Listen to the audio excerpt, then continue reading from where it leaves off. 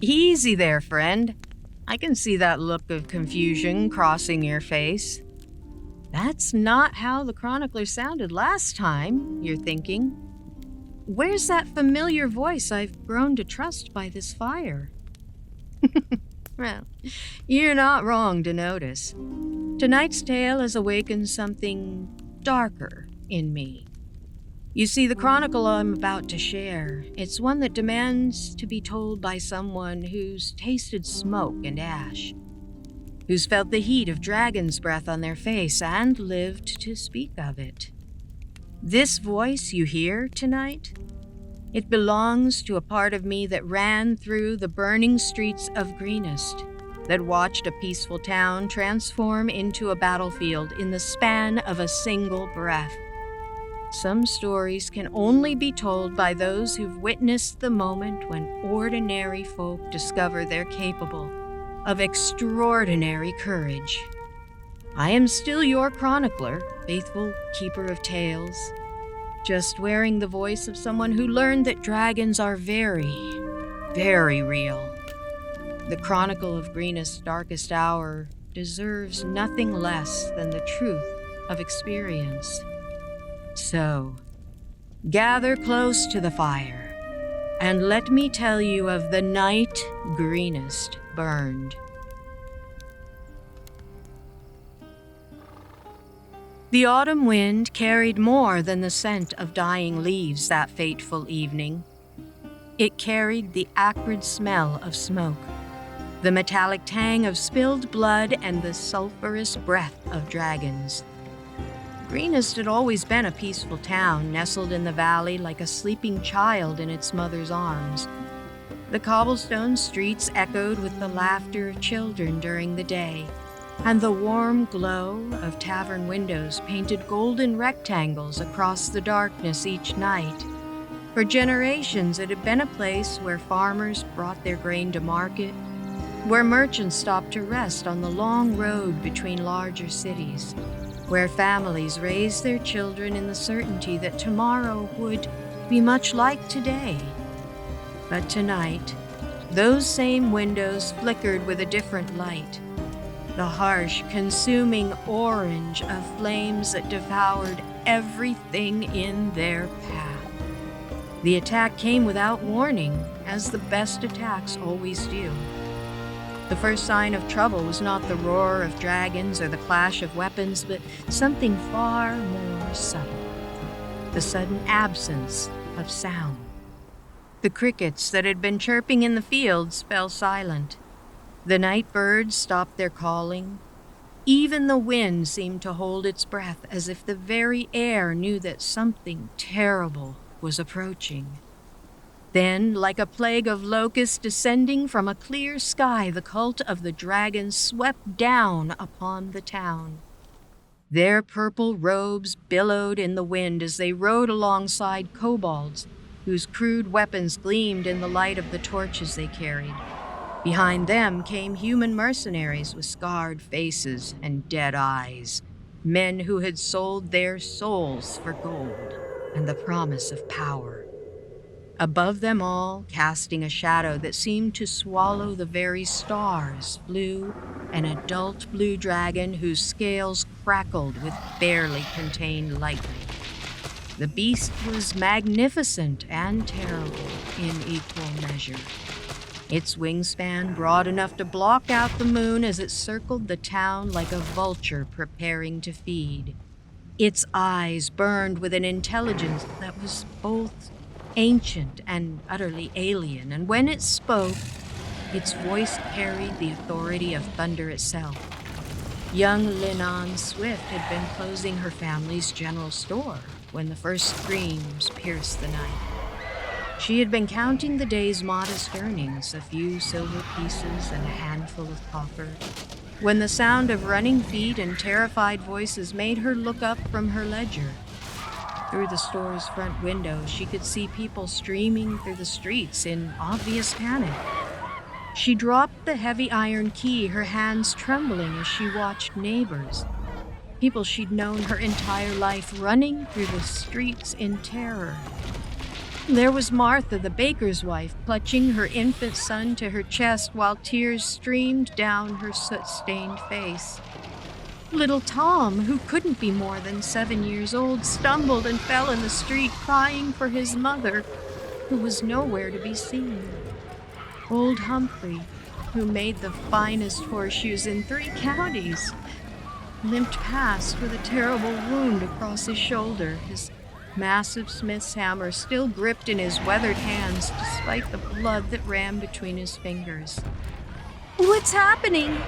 Lennithon called out to Humphrey as he passed her door. "What's wrong?"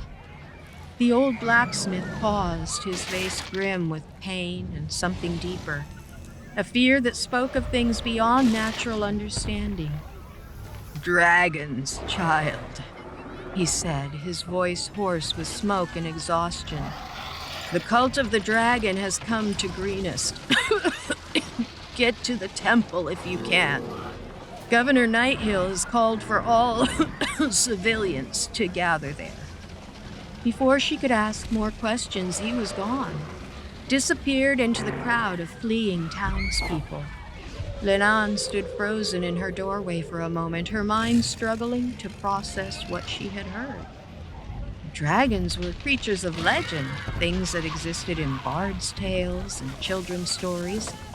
They weren't real threats that descended upon peaceful farming communities in the middle of the night.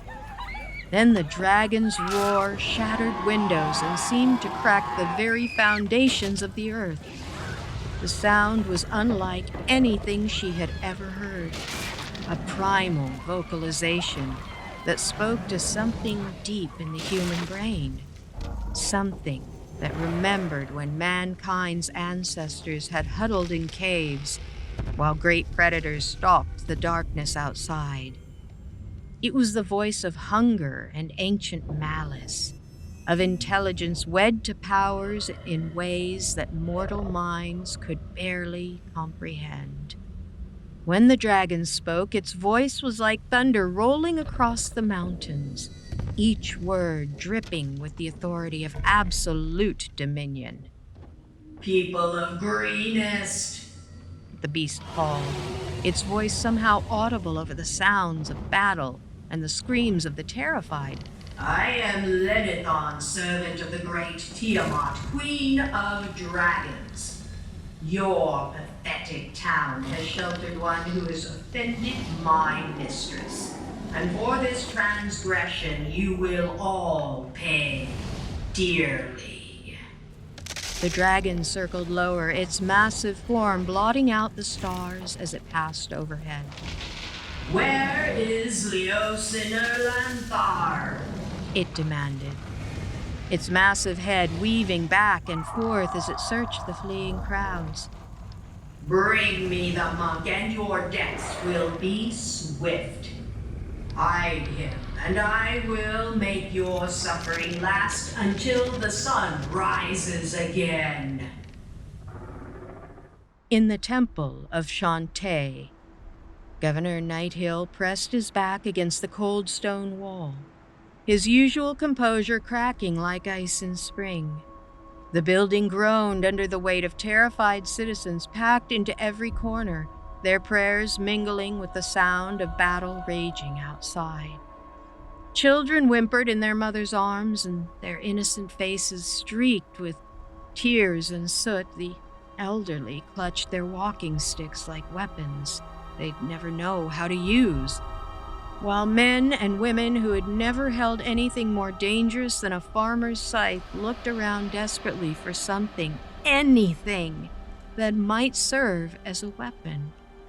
The governor's mind raced through options like a mouse in a maze. Greenest had always been a peaceful community defended more by its location and relative poverty than by any significant military force. The town guard numbered only 20 men, valiant souls but hardly equipped to face dragons and professional soldiers. The walls that had protected them from bandits and wolves meant nothing against creatures that soared through the sky on wings of leather and malice.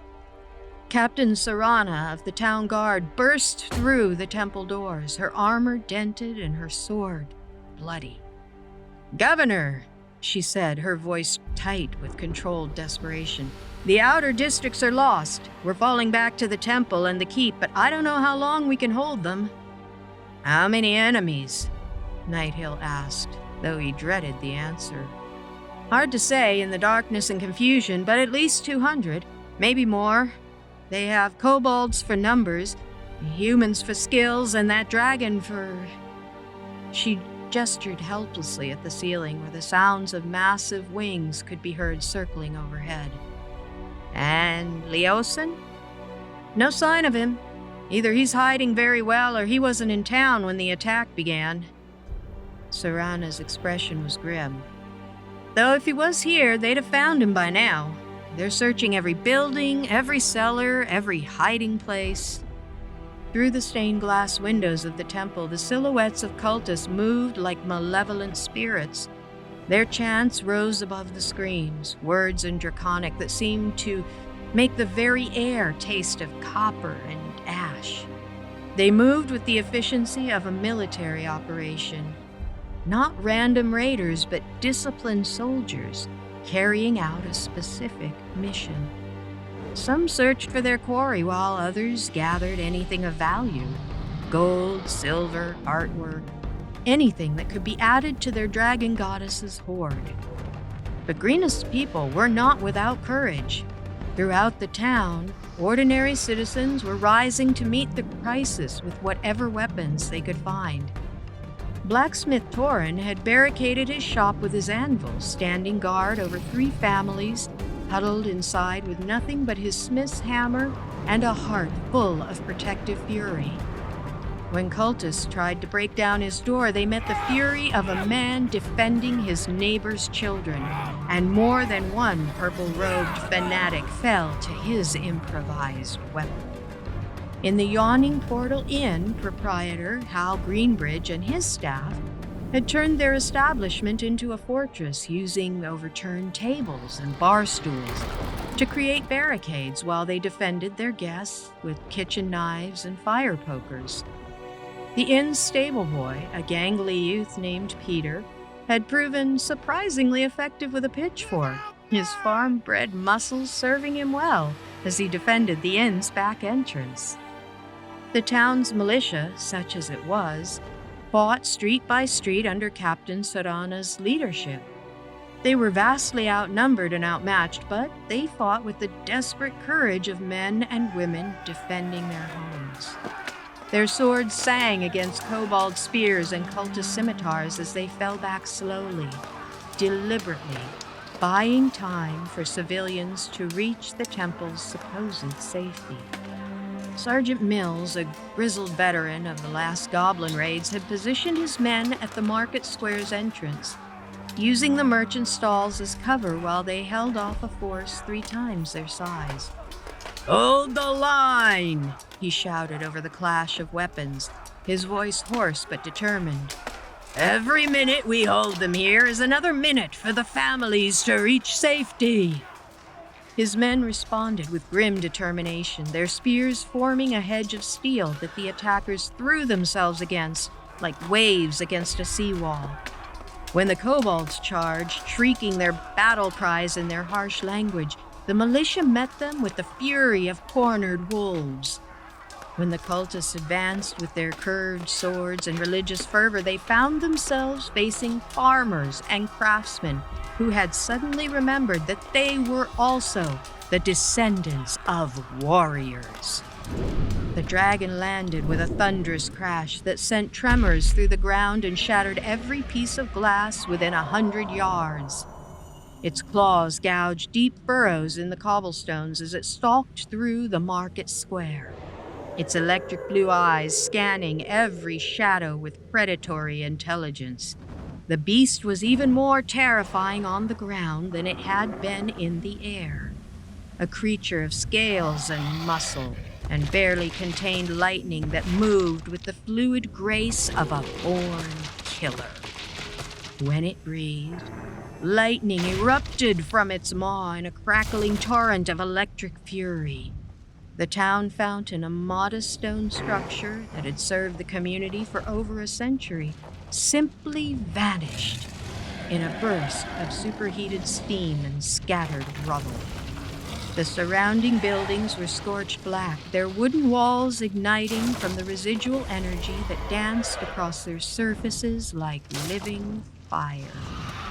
I grow tired of this game, the dragon snarled, its voice carrying the weight of mountains and the patience of geological ages. If you will not give me what I seek, then I shall take what I will. Your treasures, your lives, your very souls, all shall serve the coming of the Queen of Dragons.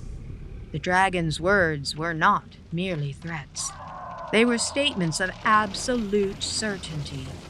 This creature had lived for centuries, had seen empires rise and fall, had witnessed the deaths of thousands. To it, the people of Greenest were not individuals with hopes and dreams and families.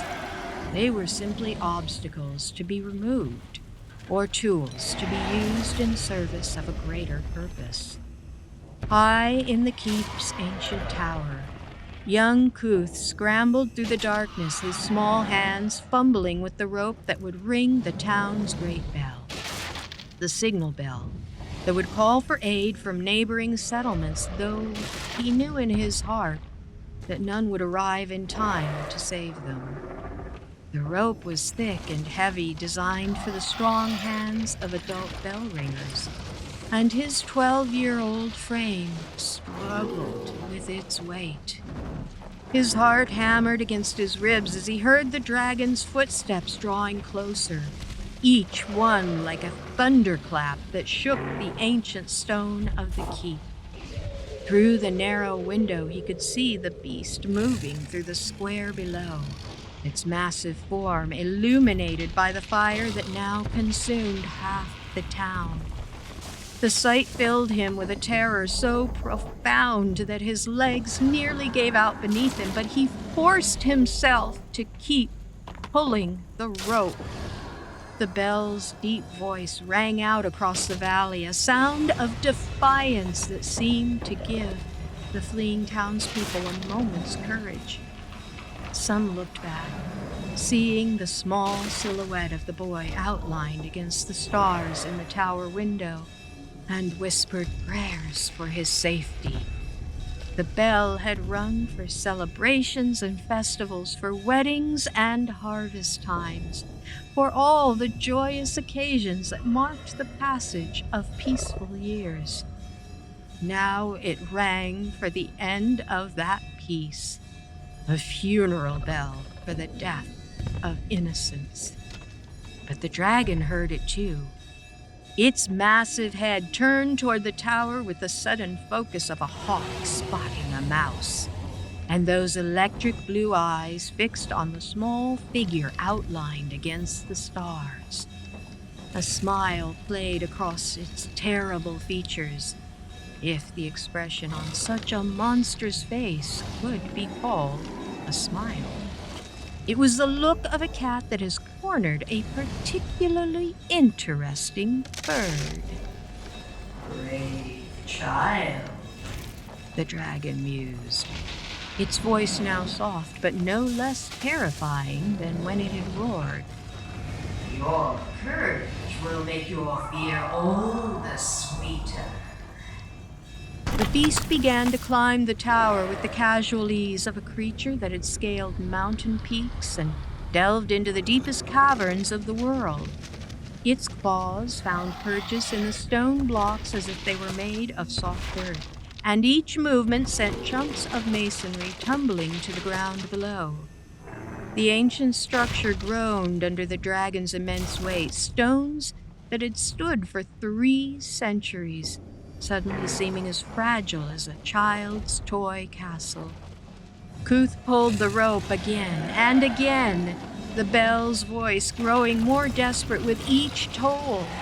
He could feel the tower swaying beneath the dragon's weight, could hear the scrape of claws against stone growing ever closer.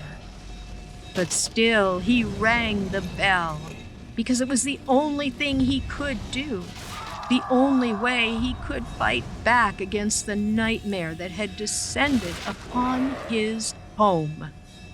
In the temple, Governor Nighthill heard the bell's increasingly frantic toiling and understood what it meant. The boy in the tower, young Kuth, the miller's son, who helped him maintain the keep's ancient mechanisms, was still at his post, still trying to call for help, even as death climbed toward him on wings of scales and lightning. The governor had known Kuth since the boy was old enough to walk. He had watched him grow from a toddling child into a responsible young man who took pride in his duties at the keep.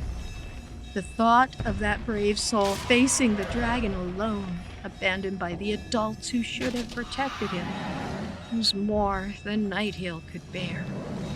"I cannot do this," he said to himself. Then louder to Captain Serana, "I cannot hide here while that child faces the beast alone." "Governor, you can't," Serana began. But Nighthill was already pushing through the crowd of refugees, ignoring their pleas for him to stay hidden. He threw open the temple doors and stepped into the smoky night, his voice carrying across the square with the authority of a man who had governed this community for 20 years. "I am the Governor Nighthill of Greenest," he shouted into the chaos, his words somehow audible over the sounds of battle and the crackle of flames.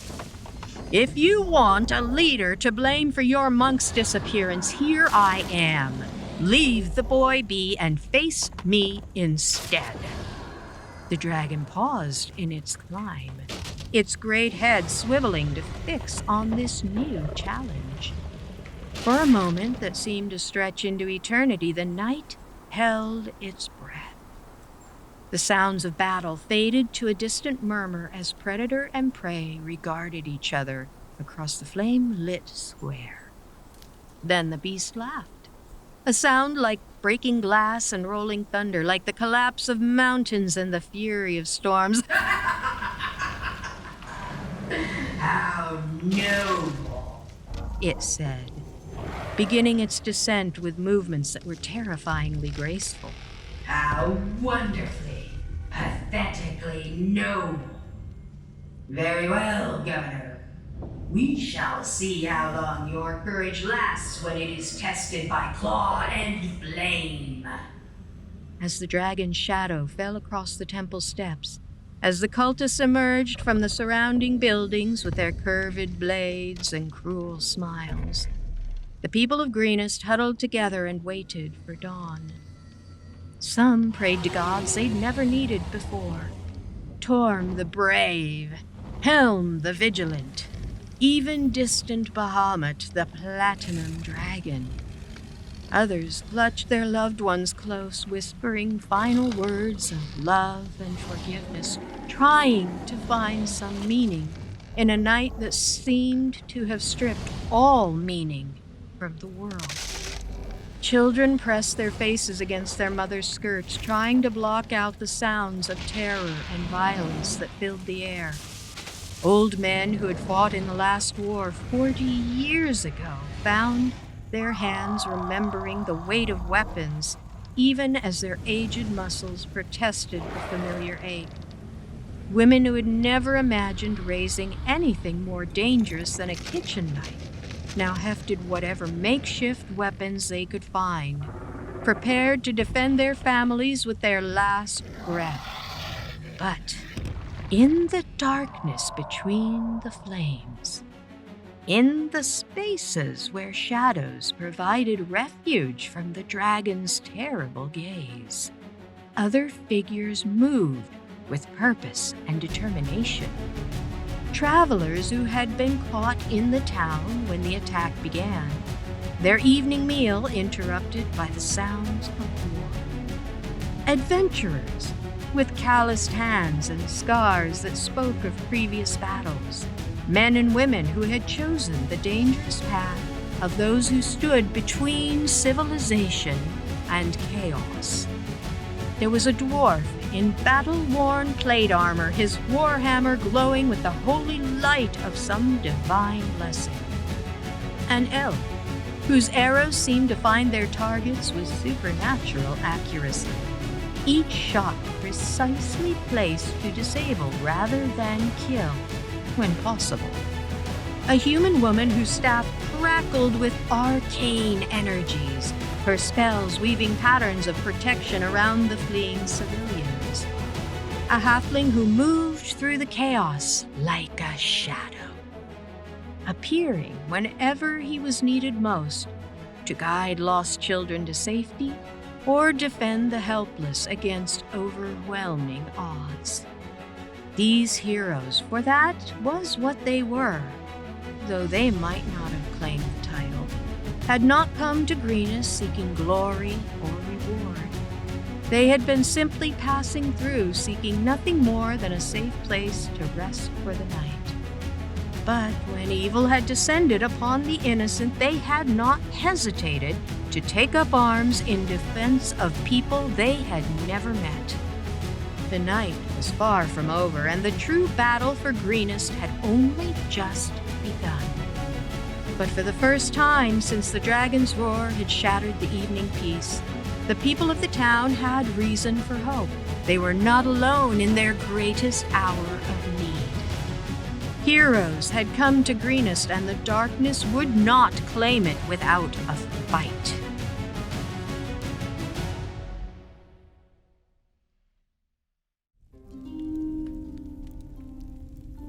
And so, this tale draws to a close. Though its echoes may linger in your dreams, the fire burns lower now. But don't despair. I've countless more stories waiting to be shared with you. If this tale stirred something within you, if it reminded you why magic still matters in this mundane world, then please light your own beacon. That glowing thumbs up tells the spirits of story that our fellowship grows stronger. Subscribe to join our circle permanently and ring that notification bell.